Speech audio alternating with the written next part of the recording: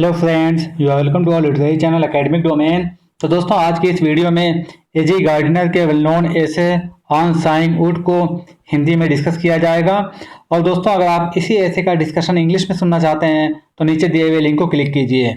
और अगर आप इस ऐसे की समरी चाहते हैं तो theacademicdomain.com पे जाकर वहाँ पे जो सर्च ऑप्शन है उसमें ऑन साइंग वुड को क्लिक कीजिए, ऑन साइंग वुड को टाइप कीजिए, आपको मिल जाएगी। और दोस्तों, अगर अभी तक आपने मेरे चैनल को सब्सक्राइब नहीं किया है तो इसे सब्सक्राइब कर लीजिए और बेल आइकन को जरूर प्रेस कीजिए ताकि मेरे नई वीडियोज़ के नोटिफिकेशन आपको मिलते रहें। तो ऐसे को डिस्कस करने से पहले कुछ पॉइंट्स राइटर के बारे में देख लेते हैं। एजी गार्डनर अल्फ्रेड जॉर्ज गार्डनर 1865 में पैदा हुए थे और इनकी डेथ 1946 में हुई थी। ये एक इंग्लिश जर्नलिस्ट थे, एडिटर थे और ऑथर थे। इन्होंने द स्टार एक वहाँ का इवनिंग न्यूज़पेपर था जिसमें उन्होंने अपना स्यूडोनिम या pen name alpha of the plough use किया था। यानी उस न्यूज़पेपर में, द स्टार न्यूज़पेपर में, ये अल्फा ऑफ द प्लाऊ के नाम से आर्टिकल लिखा करते थे और बहुत ही फेमस हुए थे। इनके जो एसेज हैं बहुत ही ब्यूटीफुल हैं, ग्रेसफुल हैं और ह्यूमरस हैं। यानी उसमें एक तरह का जो है एक मज़ाहिया टाइप के इनके एसेज हुआ करते हैं। यानी वो अपने जो है मज़ाहिया अंदाज में अपनी बातों को अच्छी से अच्छी तरह अपने एसेज में कह दिया करते हैं। और उनकी जो एक एबिलिटी ये है कि वो जो है लाइफ की सच्चाइयों को बहुत ही आसानी से और अम्यूजिंग तरीके से, यानी ह्यूमरस तरीके से, यानी मज़ाहिया तरीके से अपने एसेज में उसको एक्सप्रेस कर देते हैं। इनके बहुत सारे कलेक्शन ऑफ एसेज हैं, मगर यहाँ पर मैंने सिर्फ जो है 4 कलेक्शंस को मेंशन किया है जो बहुत ही इंपॉर्टेंट है। जिसमें से पहला है पिलर्स ऑफ सोसाइटी, नेक्स्ट है पिबल्स ऑन द शोर, और उसके बाद जो है मैनी फरोज है, एंड नेक्स्ट है लीव्स इन द विंड। और भी इनके बहुत सारे जो है कलेक्शन ऑफ एसेज हैं, मगर मैंने यहाँ पे सिर्फ जो है 4 को ही मेंशन किया है। ये बहुत ही इंपॉर्टेंट हैं। तो अब इस ऐसे की बात करते हैं।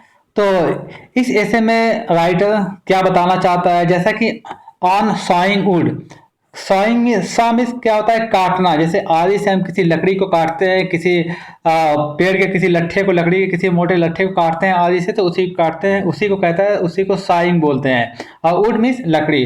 तो यानी जब राइटर एक लकड़ी को काटने जाता है आरे से, यानी एक लकड़ी के बोटे को काटने जाता है, तो वो क्या फील करता है, और उसके बाद बोलता है कि किसी भी काम को करने के लिए हमें किन बातों का ध्यान रखना चाहिए।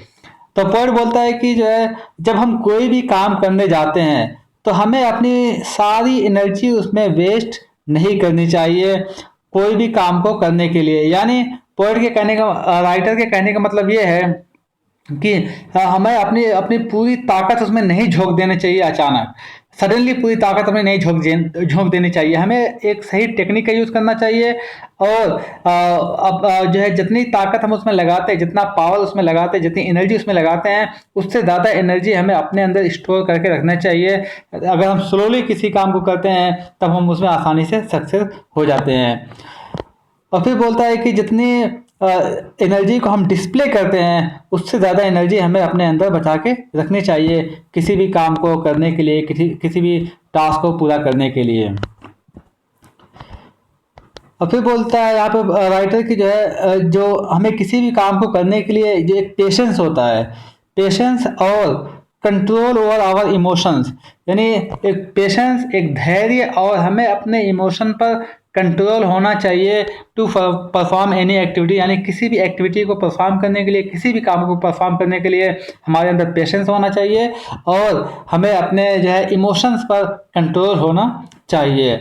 और यहाँ पर पोएट फिर अपने एक्सपीरियंस शेयर करता है कि एक बार जब बारिश होती है तो कैसे वहाँ बाग में, यानी जो वहाँ पे एक बाग हम कह सकते हैं जहाँ पे जानवर रखे जाते हैं, तो वहाँ पर वो कैसे एक लकड़ी को आरे से काटना चाहता है मगर उसमें फेल हो जाता है, वो सही से नहीं काट पाता है। उसकी वजह ये होती है कि उसने जो एनर्जी इसमें स्पेंड करता है वो सही डायरेक्शन में यूज़ नहीं करता है एनर्जी को। बस वो चाहता है कि बस सडनली एक ही बार में उसको पूरा काट दे, और जिसकी वजह से वो क्या होता है, उसमें सक्सेसफुल नहीं होता है।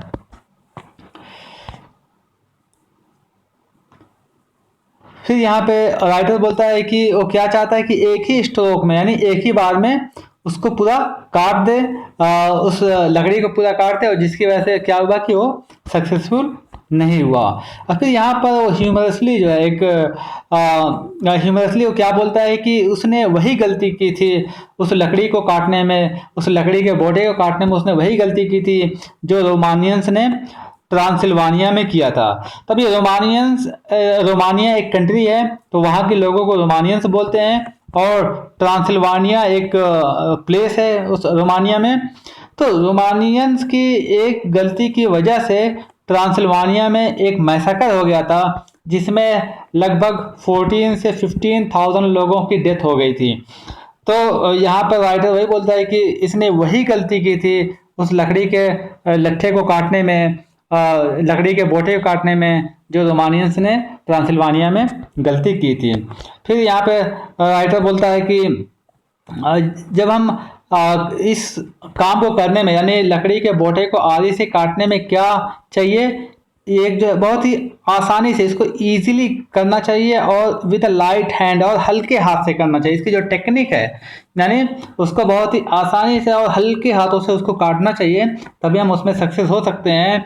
और ये जो राइटर हर बार सीखता है मगर हर बार ये भूल जाता है। जब वो काटने लगता है तो उसको अपने इमोशंस पे कंट्रोल नहीं होता और चाहता है कि बस जल्दी से एक ही बार में उसको काट कर ख़त्म कर दें, और जिसकी वजह से क्या होता है वो फेल हो जाता है।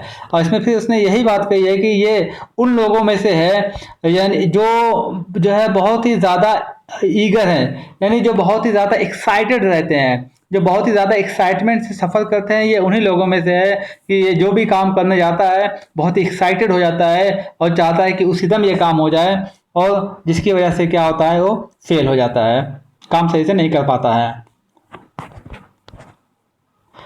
फिर यहाँ पे राइटर बोला है कि यानी वो जो भी काम करने जाता है वो चाहता है कि बस ऑन द स्पॉट यानी फौरन उसी जगह पे उसी समय पर उसी टाइम पर वो काम हो जाए। और अगर वो काम फिर जैसा राइटर चाहता है यानी जैसा हम चाहते हैं कि उसी दम वो काम हो जाए नहीं हो पाता है, तो फिर हम क्या करते हैं, हमारे जो टूल्स होते हैं, जो हमारे यंत्र, जो हमारे अवजार होते हैं, हम उसको ब्लेम करते हैं, उसकी कंप्लेन करते हैं, और अपने काम को हम जो है भला बुरा कहते हैं, उसकी कंप्लेन करते हैं। और फिर यहाँ पर कुछ बॉलर्स जो बॉलिंग करते हैं क्रिकेट मैच में उनका एग्जाम्पल देता है और बोलता है कि बहुत सारे फास्ट बॉलर हैं, कुछ बॉलर तो ऐसे होते हैं जो अपने इमोशंस में बह जाते हैं और उनको अपने इमोशन पे कंट्रोल नहीं होता है, पूरी ताकत जो है पूरी अपनी एनर्जी बॉलिंग करने में लगा देते हैं, और जिससे क्या होता है कि बहुत जल्दी वो टायर्ड हो जाते हैं। और कुछ बॉलर ऐसे होते हैं कि जो कूल बने रहते हैं, यानी अगर उनकी बॉल पे सिक्सेस भी लगते हैं, फोर्स भी लगते हैं, तब भी वो क्या है ठंडे दिमाग से बॉलिंग करते हैं और बहुत जल्दी ऐसा होता है कोई ना कोई विकेट ले लेते हैं। तो राइटर यहाँ पे यही करना चाहता है कि जो है हमें अपने इमोशन पे कंट्रोल करना चाहिए। और फिर यहाँ पर बोलते हैं कि जो बॉलर एक कूल माइंडेड होते हैं, फास्ट बॉलर होते हैं, कूल माइंडेड होते हैं, अपने जल्दी अपने जो है इमोशन में नहीं बह जाते हैं, उनके अंदर भी पैशन होता है, मगर उनका पैशन कैसा होता है, कंट्रोल्ड पैशन होता है, यानी उन्हें अपने पैशन पर, अपने इमोशंस पर, अपने एक्साइटमेंट पर उन्हें पूरा कंट्रोल होता है। अब फिर नेक्स्ट एग्जांपल देता है, तो यहाँ पे राइटर अपने पॉइंट को प्रूफ करने के लिए डिफरेंट तरह के एग्जांपल्स देता है। अब फिर नेक्स्ट एग्जांपल देता है एक जॉन रडल का। एक आदमी होता है जो वहाँ पे चरागाह में या मीडोज में, लॉन में जो घास काटा करता है, तो बोलता है कि ये आदमी भी इतने सिस्टमैटिक तरीके से, इतने रिदमिक तरीके से अपना काम करता है कि जब हम उसको देखेंगे तो उसको हमें लगेगा कि वो अभी सो जाएगा, और वो उसी तरह से महसूस होता है जैसा कि जब माएँ, मदर्स जब अपने बच्चों को सुलाने के लिए जब लोरियाँ गाती हैं तो अक्सर कभी कभी खुद ही सो जाती हैं। तो यहाँ पे राइटर बोलता है कि जब हम जॉन रडल को देखते हैं और जिस सिस्टमेटिक तरीके से घासों को काटता है लॉन में, तो हमें ऐसा लगता है कि वो खुद सो जाएगा, यानी बहुत ही ज़्यादा हार्डवर्क करता हुआ वो नहीं दिखता है।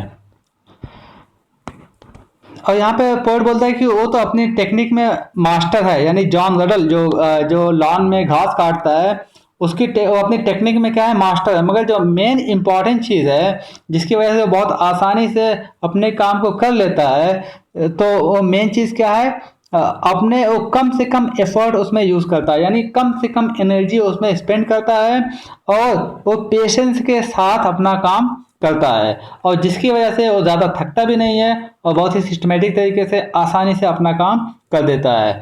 अब वो अब जो राइटर गोल्फ का एग्जांपल दे रहा है, गोल्फ हम जानते हैं कि एक गेम होता है। इसमें राइटर बताता है कि जब गोल्फर जो होता है, यानी जो गोल्फ खेलने वाला होता है, कभी कभी वो क्या होता है, इतना एक्साइटेड हो जाता है, इतना गुस्सा हो जाता है कि बॉल को बहुत तेजी से मारने लगता है, जब वो अपने टारगेट पे, जब उसका जो होल होता है वहां पर नहीं जाता है।